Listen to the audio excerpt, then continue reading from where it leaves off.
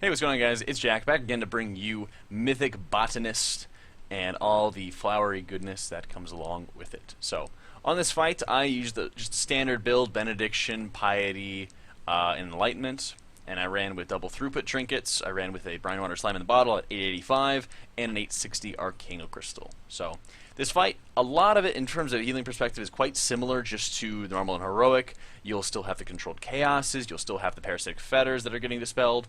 You'll still have toxic spores, things along those lines. You just have all these extra guys who are out, and the damage gets ramped up quite substantially. So, in terms of the fetters, we always just had one person who was our designated dispeller at all times because you want to just have a consistency factor oh, something happened. Well, this guy's in charge of the dispels. He's controlling everything, so we usually just had our shaman in charge of that. So if we were in a chaotic pace, you know, you're not having the general marching orders of all the healers dispel instantly. You know, you're giving one person an opportunity to say, okay, maybe do we need to dispel this, maybe do we need to hold on, and that can be a big factor, especially if you're getting multiple ads out, especially if you're getting the solar pulses that you have to deal with. Any of that kind of stuff can happen over the course of the fight, so having some discretion with it helps us out tremendously. But in general, we dispelled on cooldown. One of the biggest things on this fight is the solar collapses. The solar collapses really mess with people, and we've lost tons of people just throughout the course of progression just dealing with this. The best thing that helped me is the first two pulses are always going to be more or less in the same area, the same region that you're going to be focusing on. So what I would always do is there's a clear gap for the first two pulses, and they're always going to be in the same spot. So I would always just do whatever I can, move in to those gaps for the first two pulses, run there as quickly as I possibly can, able to split the gap, and it's not a problem. And I'll probably be demonstrating this over the course of the fight. For the most part, I really didn't get hit that often by it, and if I did, I usually had my neck, Pradaz, my legendary neck, that would absorb most of the damage from it. So, in terms of our cooldown allocation, we did it mainly how we did it on heroic difficulty, where we'd just be popping them after the second orb pulses. So it was first revival, because he has his bracers, I believe it is, that reduce the cooldown.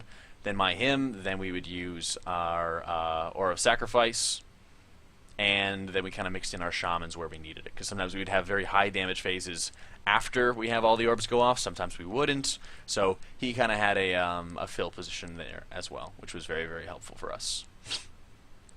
Over how you're supposed to be healing, a lot of the healing that you're going to be doing when you're not having orbs going out, when you're not having controlled chaos going out, it's a lot of tank healing. And in many cases it could be a deceptive amount of tank healing, where it doesn't really look like they're taking that much, but then you slam a Serenity into them and they're just getting, you know, next to no overheal on them, and it's fantastic, especially if you're having 4-set. You know, so being able to handle that, or even if they're getting hit by a solar collapse, and you're able to kind of bounce them back from that, can make a huge difference.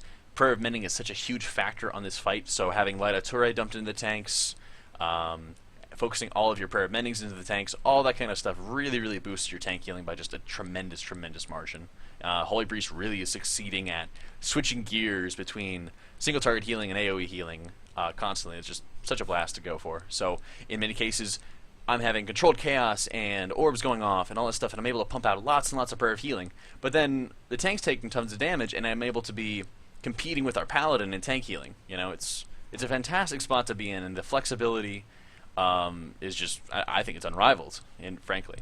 So, with the caveat, though, of having the large amount of mana consumption, because the more Innervates and Wisdoms, I guess there is a set point where they're not much valuable anymore, but in general, the more, you know, that you're able to get a Wisdom, an Innervate every fight, it really helps you out tremendously of just the consistency factor of saying, I am always able to use maybe 1 or 2 Prayer of Healings when a controlled chaos goes off.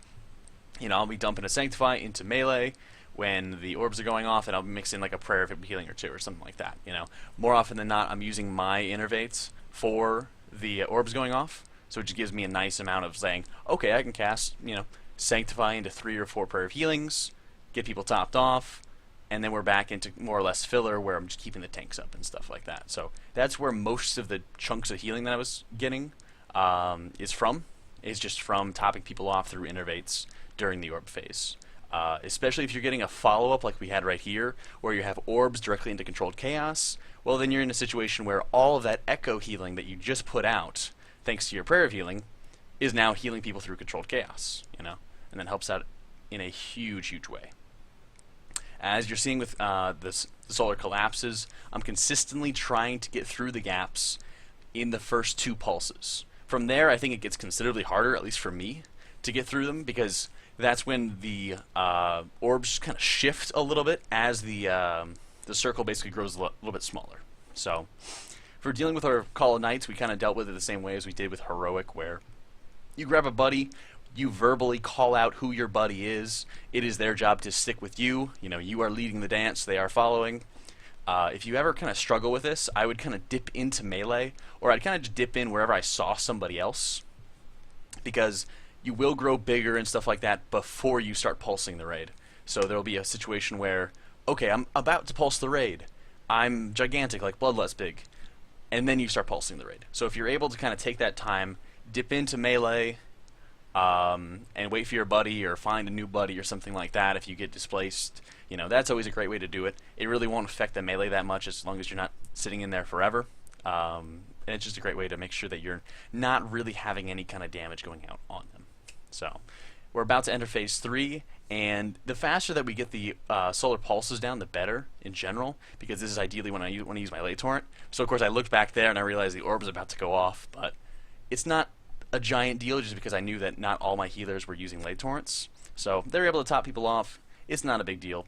The people that just died there had Call of Night on them, so the strategy that we do, it calls for just having the Call of Night targets instantly kill themselves via spores as the last phase begins, and we just never, ever, ever are dealing with Call of Night.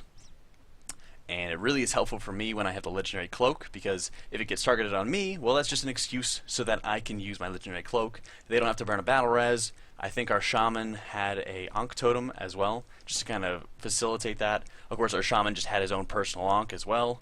So, he uses his Ankh, he waits for damage to end and stuff like that, then he pops back up and he gets healed up really quick. Things like that really just save the raid. And you'll see I kind of held on to my Angel form as long as I could, because even though I'm at 10% mana right now, thankfully I had an Innervate at the ready. I really, really want to be able to go to an Angel form, use my potion again, and then get back into the fight, So being limited by that mana, and even just pacing yourself as best as you can be really, really important just to get through the whole fight. You don't want to just spooge out your mana and just not be ready for anything when there is a lot of things going on. So at this point, there's one more Call of Night before the boss will probably be dead. I'm pretty low on mana, so I kind of make the decision of saying, okay, if I line up the timer with when the Call of Night's going to go out, I pick up a bunch of orbs. If it gets on me, it gets on me, that's great, and nobody else will have to go and jump into stuff. If it doesn't get on me, well, I'm going to go into Angel form anyway. So it goes on them, and you'll see the second it goes on them, I'll have all the orbs picked up, and then if it was actually meant to go on me, I would have died. If not, well, I need to start casting and need to start topping people off, because people start getting really low, and you really need to dump as much healing as you possibly can into the tanks at this point, because the dot that is on them, just the tank damage is extremely, extremely high. So anything you can kind of do to help facilitate that, anything you can do to just kind of add some extra mana, because the tanks will end up dying at the very, very end. So it's extremely, extremely vital. So from here, I'm just kind of spamming wherever I can, jumping into the Spirit Link, try to add some extra health pool to our tank or something to work with. Tank goes down, we all are going down, we're kiting out the boss, and we got it. Hope you all enjoyed this video. High Botanist Alarm is a great fight to do. And very, very helter-skelter, like I said. Very, very helter-skelter, kind of all over the place. And if you like this video, be sure to like, subscribe, and share. I'll catch y'all next time for Tichondrius. I'll see y'all tomorrow.